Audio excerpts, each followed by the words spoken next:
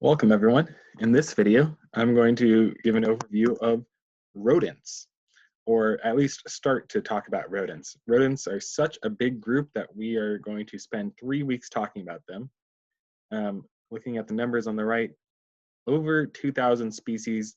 Rodents are about 40% of all mammals in the world. And you can see from this map, rodents are everywhere. And this is not just that they've been introduced to a lot of these places, they're native to a lot of places, and then mice have spread too. But just rodents thrive around the world. Huge group. So how do we deal with sorting them out? Actually, first, let's figure out what rodents look like. What are some characteristics of rodents? So you can identify a rodent skull pretty easily because they have one pair of ever-growing incisors. Now on the right, you can see the upper and lower incisors outlined by yellow. You can see that they come from deep within and they keep growing out continuously, where they get worn down and then replaced and just keep growing. So really long, one pair of incisors. Then there's this diastema, a gap between the incisors and the cheek teeth in the back, and then a set of cheek teeth. And the teeth will look different depending on the species, depending on the family. Will be something we use for identification. So now when we are thinking about all of these rodents, one of the easiest ways to categorize them and kind of break down all rodents into particular groups is to look at the skull, and in particular the zygomatic arch or zygomatic plate, zygomatic whatever. And we have these four groups. So in the top left, we have Protogomorphus. You don't actually have to know that one because that one is just the mountain beaver. Basically, that means there's nothing special, no special characteristics, just a regular zygomatic arch. In contrast to Sauromorphus, which we will talk about this week, where you can see a big flat plate. I'm looking just up and to either side of the teeth in the nose. You see this big triangular flat plate. That is sauromorphic. Everything we talk about in this class today is sauromorphic. In future weeks, we'll talk about myomorphic and hystricomorphic, where you can see rather than a big flat plate, there are holes. In the myomorphic, they're kind of vertical, triangular-like, and hystricomorphic, they're big, round circles. We'll talk about those more next week. For this week, keep in mind sauromorphic, because everything we talk about this week will be sauromorphic. Another way to categorize them is by the jaws. Saurognathus is going to be everything we look at in this class except the porcupine, and Hystricognathus will be the porcupine plus other South American rodents and old world porcupines. The difference that you're looking at here is for Saurognathus, the angular process on the underside of the jaw. So this is looking from the bottom up at the jaw. The angular process is kind of sticking out a bit to the side on Saurognathus, and you see a bit of bone kind of folded in for the Hystricognathus. That's the difference, is whether it's kind of folding in on itself or sticking out. Okay, before moving on to the families that we need to know for this class, I just want to mention Aplodontia, because this is a really cool species. This is the mountain beaver. It is the only species in its genus, only one in its family. This is one of the few mammal families that is endemic to North America, not found anywhere else except on the West Coast and into the Sierra Nevadas. This is a very secretive, nocturnal, shy species, so they aren't seen very much. They're really weird in that they have the primitive jaws we see in the top left, and they're just really distantly related to other rodents. They're also just not a beaver at all. But these ones are beavers, so let's mention that. Castoridae, beavers, there are two species, North American beaver, which we all know and should be able to identify the skins at least, and the Eurasian beaver.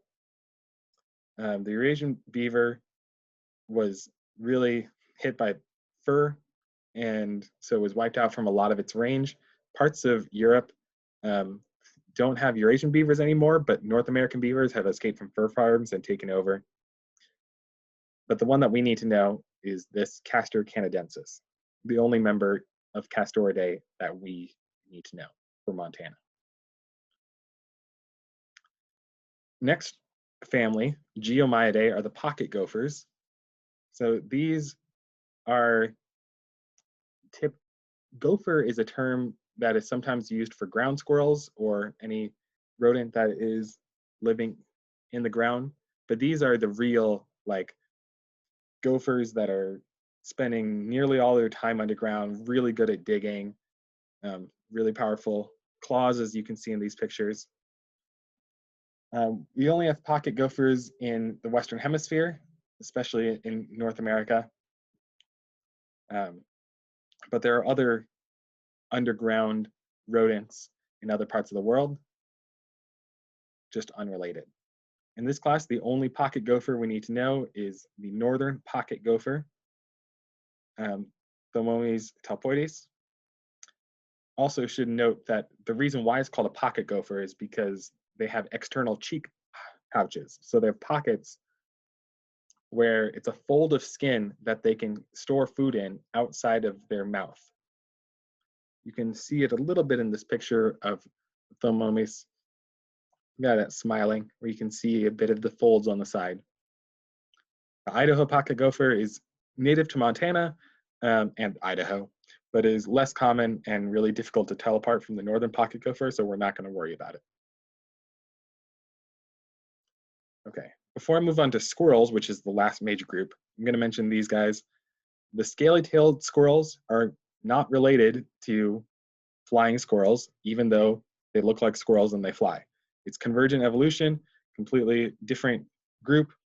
These are found in Africa. You can tell the scaly tail on the underside of the tail where there's not fur.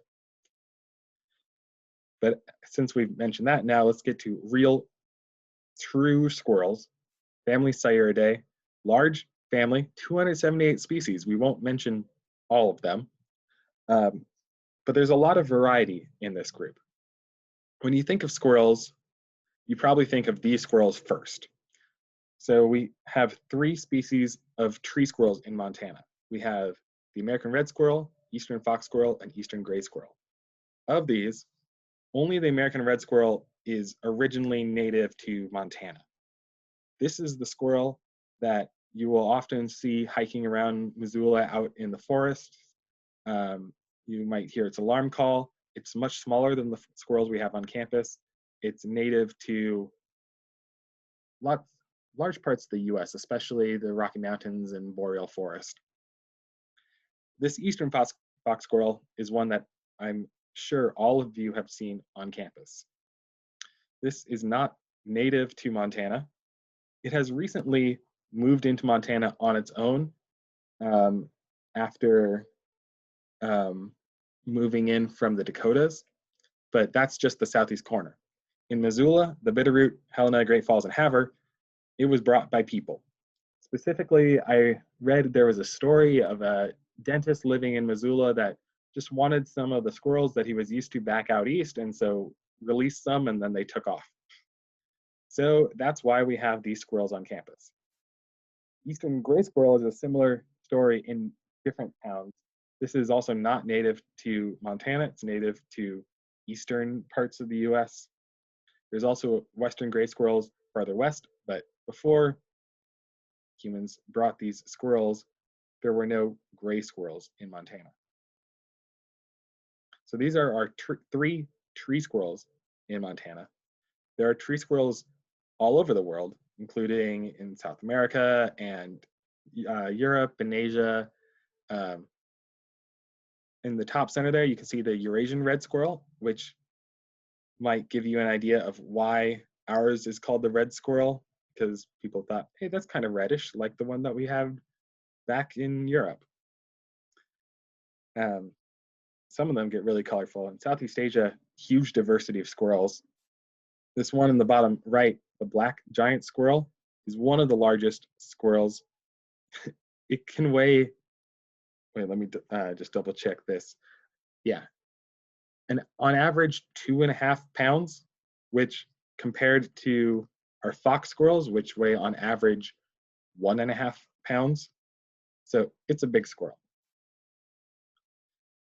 So a special subset of tree squirrels are the flying squirrels. So here in Montana, we have the northern flying squirrel. We also have in the US, but not in Montana, the southern flying squirrel. Flying squirrels also across Europe, or in, actually not sure about Europe, definitely Asia, a lot of flying squirrels in Southeast Asia. This one, the red and white giant flying squirrel, weighs 3 to 4 pounds. Again, for comparison, the fox squirrel weighs an average of 1.5 pounds, but there have been records of red and white giant flying squirrels weighing up to 9 pounds.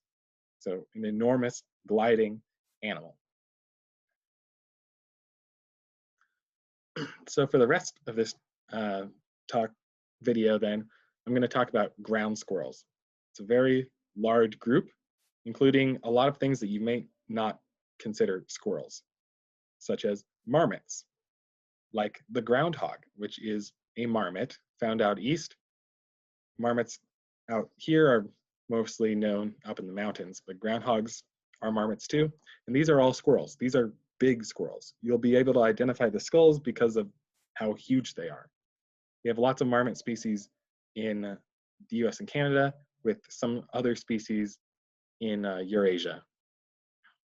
Prairie dogs, kind of moving from size from largest to smallest, then are also technically squirrels, even though they don't have a big bushy tail, but they are members of Sciuridae. You can tell the white-tailed prairie dog versus the black-tailed prairie dog pretty easily from the tail. And all 5 species of prairie dogs are found in North America. Chipmunks are the smallest squirrels that we're going to look at, and there are a lot of species of squirrels. There is one species of chipmunk. There's one chipmunk species in the east, and there are 20 some species in the western US. And there's another species that is found in Siberia. There's been a lot of debate about how to classify these chipmunks. Some people argue that the eastern chipmunk should be genus Tamias, and then out west, all of ours are going to be Neotamias. But others just say everything should be Tamias, and we're going to go with that. So we're going to call all of our chipmunks Tamias. We have 4 species in Montana: the red-tailed chipmunk, yellow pine chipmunk, least chipmunk, and the Uinta chipmunk. I'm not actually sure how to pronounce that. That last one is found in the kind of greater Yellowstone ecosystem. And so it's not in Montana as much as the other 3. And we're not going to actually talk about that in class. For all of these chipmunks, the skulls are completely indistinguishable and the skins are really difficult. Even though there are some things you can look at, it's still really tough. So we're going to give you the habitat association because, as I talked about in a different video, you can use the habitat that you find the chipmunks in to identify what species you have. Okay, so then that leaves us with the more typical ground squirrels. There are ground squirrels in Eurasia and throughout the United States. We'll talk about the ones that are found in Montana. The top 2 we are not going to talk about because they're difficult to ID and we have enough species as it is. But bottom left, we have the Columbian ground squirrel, and then the Richardson's ground squirrel is found more on the plains. Our last 2 then are the golden mantled ground squirrel, Calospermophilus lateralis, which is not a chipmunk, even though it has those stripes, but it doesn't have the face mask. The stripes are different than chipmunks and it's larger. And last, but absolutely not least, is the 13-lined ground squirrel, which Ictodomys tridecim lineatus meaning 13 lines. I did my undergrad at University of Minnesota, and right there is a picture of Goldie the gopher, except he's not a gopher, he's a ground squirrel, and specifically a 13-lined ground squirrel. It's a complicated story, but when I took mammalogy as an undergrad, my professor made sure we all knew that our mascot was wrong and that it should be Goldie the 13-lined ground squirrel. But ground squirrels are a lot cuter than pocket gophers. The pocket gophers are still really cool. All right, so this week we have a lot of species. We have 3 families. We have Castoridae, the beaver, Geomyidae, the pocket gopher, and Sciuridae, everything else on the screen. So we have 1 species, Castor canadensis, the beaver, in Castoridae, 1 species, Tomomis talpoides, in Geomyidae, and then within the squirrel family, we have 2 marmots, 2 prairie dogs, 3 chipmunks. Again, chipmunks, you need to be able to identify them with the habitat description provided and know that a skull is a chipmunk, but you can't tell the skulls apart, and the skins are really hard to tell apart without habitat. And then we have 3 tree squirrels plus the flying squirrel, and then 4 other ground squirrels. So these are the species that you will need to know.